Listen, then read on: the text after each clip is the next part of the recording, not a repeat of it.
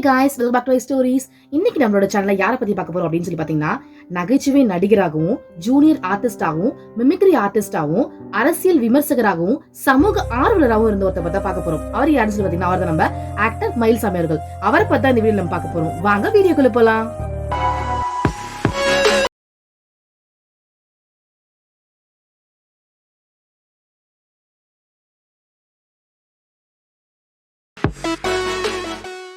மயில்சாமி அவர்கள் 1965 அக்டோபர் 2 அதாவது காந்தி ஜெயந்தி அன்னைக்கு ஈரோடுல பிறந்திருக்காரு. இவர் தன்னோட கெரியர் எப்படி ஸ்டார்ட் பண்ணிருக்காரு அப்படின்னு சொல்லி பாத்தீங்கன்னா, பாக்யராஜ் அவர்களோட டைரக்ஷன்ல வெளிவந்த தாவணி கனவுகள் அப்படின்ற படம் மூலியமா இவர் ஸ்டார்ட் பண்ணிருக்காரு. அந்த படத்துல இவர் ஒரு ஜூனியர் ஆர்டிஸ்டா ஒர்க் பண்ணிருக்காரு. அதுவும் இல்லாம தனிச்சு தெரியுற ஒரு ஆர்டிஸ்டா ஒர்க் பண்ணாம கூட்டத்தோட கூட்டமா ஒரு ஜூனியர் ஆர்டிஸ்டா இவர் ஒர்க் பண்ணி இவரோட கெரியரையுமே ஸ்டார்ட் பண்ணிருக்காரு. இப்படி சாதாரண ஜூனியர் ஆர்டிஸ்டாவே இருந்து இவர் கிடைச்ச சின்ன சின்ன வாய்ப்புமே நல்லா பயன்படுத்தி இவர் பல படங்கள் நடிச்சிருக்காரு. முக்கியமா இவர் ஜூனியர் ஆர்டிஸ்டாவே இருந்து நடிச்சு வெளிவந்த சூப்பர் ஹிட் திரைப்படங்கள் எதுன்னு பாத்தீங்கன்னா, அபூர்வ சகோதரர்கள், வெற்றி விழா, பணக்காரன், மைக்கேல் மதன காமராஜன், உழைப்பாளி, வால்டர் வெற்றிவேல், டூயட், ஆசை, ஜேம்ஸ் பாண்ட் அப்படின்னு சொல்லி பல படங்கள் ஜூனியர் ஆர்டிஸ்டாவே நடிச்சிருக்காரு.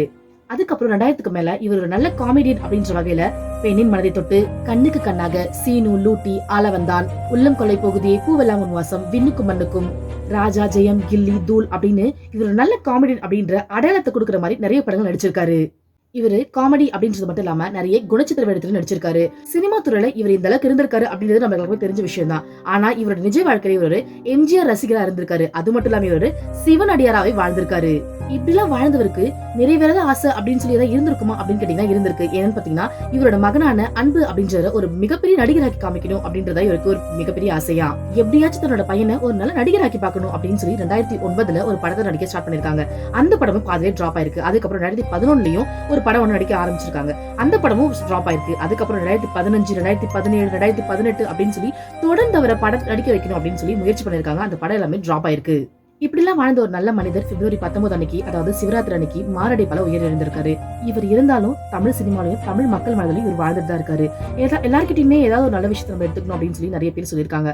அதே மாதிரி இவர்கிட்ட இருந்து ஏதாவது ஒரு நல்ல விஷயத்தை எடுத்துக்கணும் அப்படின்னு பாத்தீங்கன்னா, இவர் நிறைய பேருக்கு உதவி பண்ணுவாராம், நிறைய பேருக்கு நிறைய ஹெல்ப் பண்ணிருக்காராம். இவர் இன்டர்வியூ என்ன சொல்லியிருக்காருன்னு சொல்லி பாத்தீங்கன்னா, நிறைய நாள் வாழணும் அப்படின்றது என்னோட ஆசை கிடையாது, ஆனா வாழற வரைக்கும் நிறைய பேருக்கு உதவி பண்ணணும் அப்படின்றது ஆசை அப்படின்னு சொல்லி பதிவு பண்ணிருக்காரு.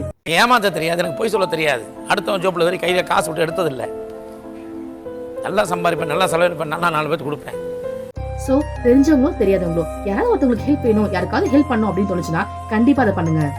இரு கை குப்பி கடவுளை வணங்குவதை விட ஒரு கை நீட்டி உதவி செய், இரு கை உன்னை வணங்கும் கடவுளாக. இதே மாதிரி நிறைய மோட்டிவேஷனான இன்ஸ்பைரிங்கான வீடியோஸ் பார்க்கணும் அப்படின்னா நம்ம சேனல் மறக்காம சப்ஸ்கிரைப் பண்ணுங்க.